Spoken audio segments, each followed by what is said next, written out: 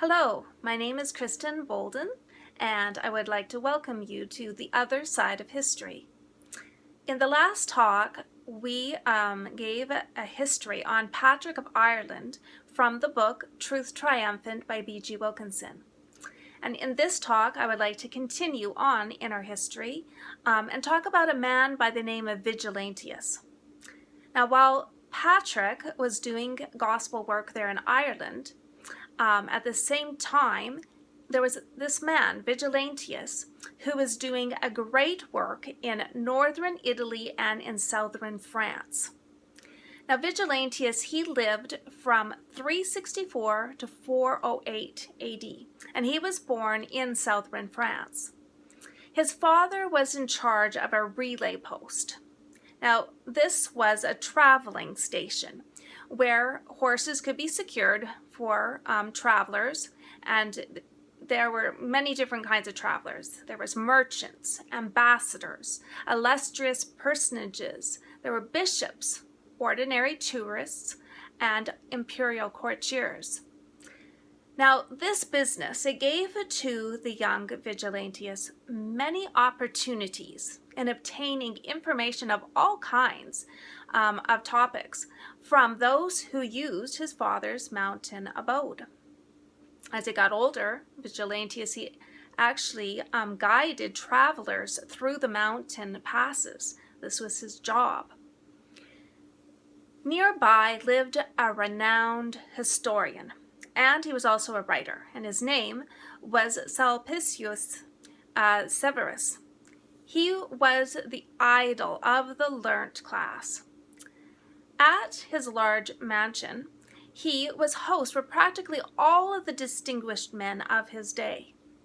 Sulpicius, he invited Vigilantius to enter his employ, first probably in ordinary service, but later as the collector of rents. And then eventually he was the manager of his whole estate. Now, while Vigilantius was employed in the services there of this historian, there was a change that came over the historian Sulpicius. He started to embrace monasticism and asceticism. Now, we know that the monastic teaching is not the product of Christianity, but it was imported from non-Christian religions, such as Buddhism. Now, in Buddhism, there are two classes of monks. The first, they seek to live alone, in the gloomiest and the wildest spots in the wilderness. The second class, they evade the solitary life, and they gather into communities known as monasteries.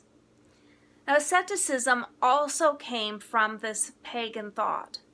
This belief teaches that the body is evil, and that one becomes more spiritual by punishing the body. Through self-denial and mortification, one is able to develop virtue and strength of character, according to this philosophy.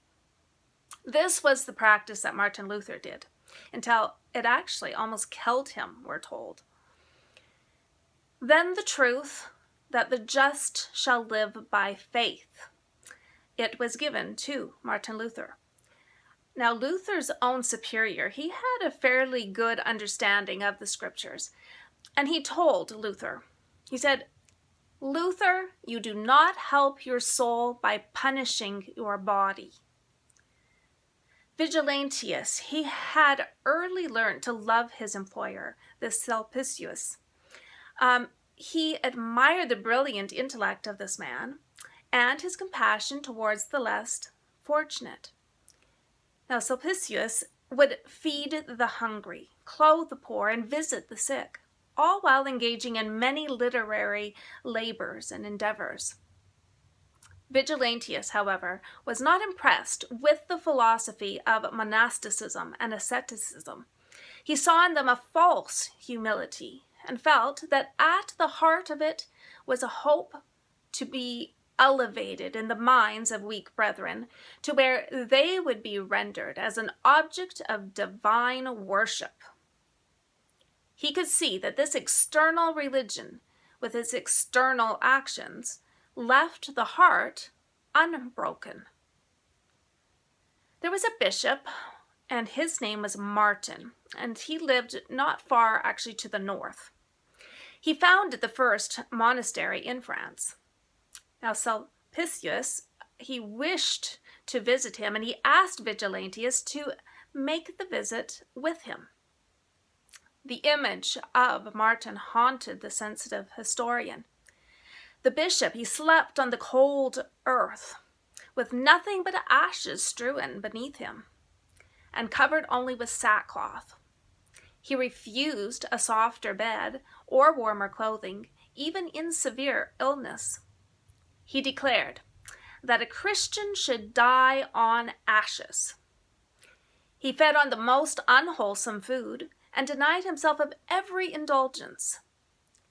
He prayed in an irksome posture, forced sleep from his eyes, and exposed himself to extremes of both heat and cold and hunger and thirst. Sulpicius, he kept dwelling on what he had seen and heard, until he believed that heaven would be close to him unless he also practiced these austerities. Sulpicius, he began to practice this ascetic life. His gentle manners and what seemed to be a truly meek devotion, it actually made Vigilantius soften towards this delusion for a time. But then, Vigilantius, he met Jerome. This was the Jerome who lived from 347 to 420 AD, and who wrote the Latin Vulgate. This Jerome should not be confused with the Reformer Jerome, the Protestant Reformer Jerome, who lived from 1365 to 1416. Obviously, he lived much later. Now, Vigilantius was asked to deliver a letter to Jerome. Jerome was in a cell in Bethlehem. Now, Jerome was born to wealthy parents, and he had received a good papal education. However, he was a man with a mean temperament and a nasty tongue. He had just previously been at a friend's place, who had organized his household into like a quasi-monastic community. Jerome loved the monastic community life, but a quarrel had broken out, and he had packed up his books and he took off east to Jerusalem. When Vigilantius met Jerome, his clothing was so coarse and dirty that its very vileness bore the stamp of spiritual pride. It said, "Stand off. My wearer is holier than thou." His face was pale and haggard. He had been slowly recovering from a severe illness and was wasted to a shadow. Frequent tears had plowed his cheeks with deep furrows. His eyes were sunk in their sockets, and all the bones of his face were sharp and projecting. He had an air of gloominess, which seemed to contradict his claim that his cell was to him like the Garden of Eden. Jerome, at first, warmly received Vigilantius. However, Vigilantius had become friends with a Waldensian who disagreed with Jerome. In conversation, they got into talking about this Waldensian friend, and it brought the wrath out in Jerome. Jerome believed that those who did not believe as he did should be punished.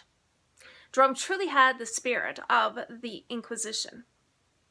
And with his mistaken attempt to do his duty to God, he failed most signally in his duty towards men.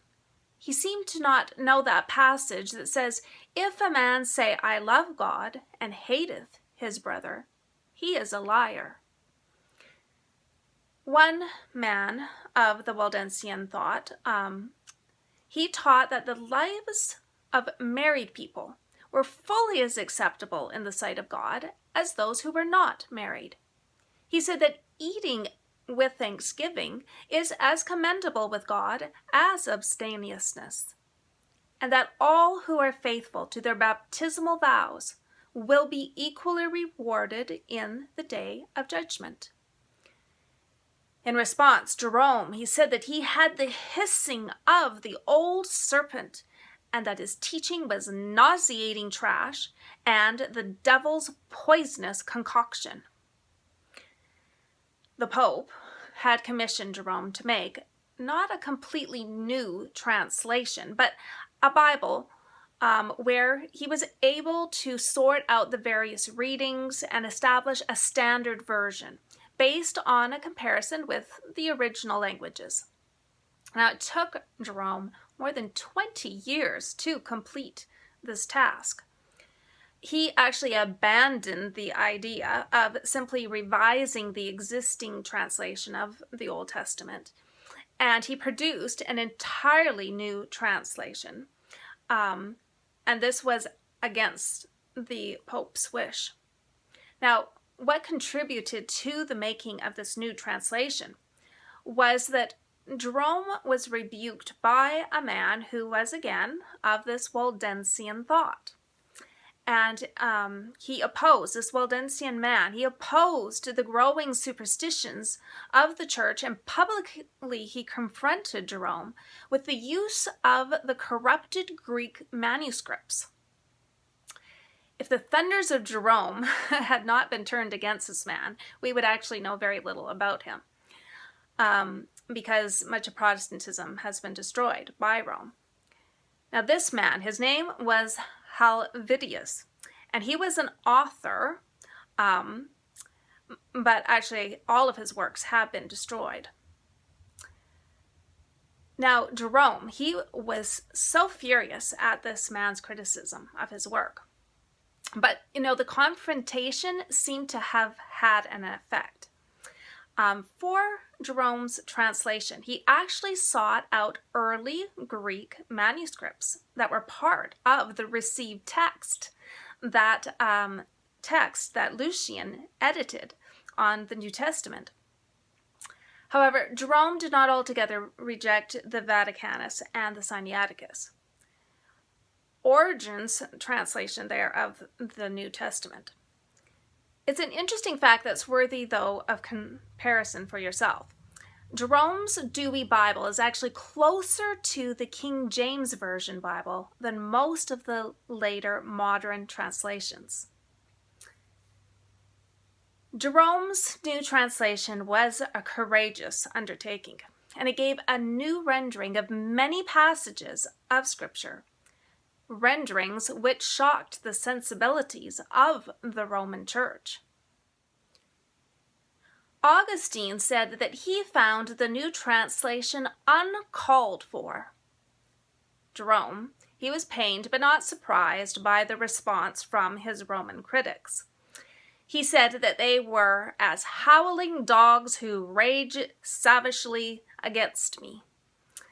His translation slowly did catch on and was finally recognized as the standard or Vulgate Latin text of the Bible. Now, in the meantime, Vigilantius, he stood really at the parting of the ways.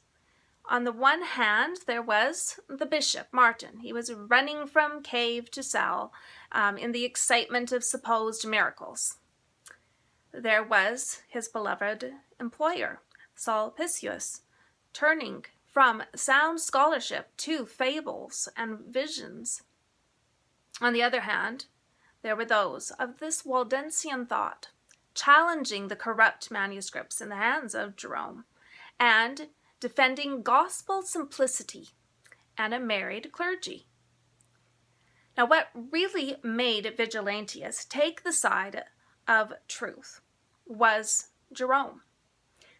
The sourness of Jerome's temper and the fierceness of his words began to raise doubt in the mind of Vigilantius. After his visit to Jerome, Vigilantius, he determined to protest against the unchristian theories of this monk, whom few dared to oppose. He resolved to oppose the Alexandrian school. He saw that they had loose theology, and he did not approve of their association with the swarms of Egyptian monks that would gather there. He determined to raise his voice in defense of the gospel's primitive simplicity. Soon, Vigilantius, he became the target of Jerome's attacks. Of Vigilantius, Jerome wrote, "I have myself before now seen the monster, and have done my best to bind the maniac with texts of Scripture. But he went away, he departed, he escaped, he broke out. The wretch's tongue should be cut out, or he should be put under treatment for insanity." Vigilantius's endeavors, they were fruitful. There were bishops who were converted to this Waldensian way of thinking. There was an even more clear divide between those who desired to walk in the apostolic way and those who gave church development as their reason for incorporating pagan ceremonies. The Alpine churches of France and Italy, they welcomed Vigilantius with open arms, and his preaching was powerful. He wrote books, and they went abroad. Vigilantius inherited his father's fortune, and he spent it in collecting manuscripts and circulating the pure scriptures. He wrote pamphlets, tracts, and books.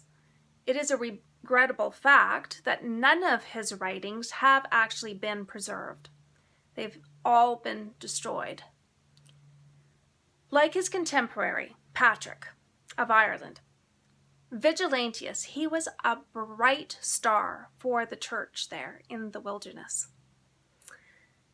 If you have enjoyed this talk, I would just like to encourage you to press that like button and subscribe button. And I just want to thank you for listening, and God bless.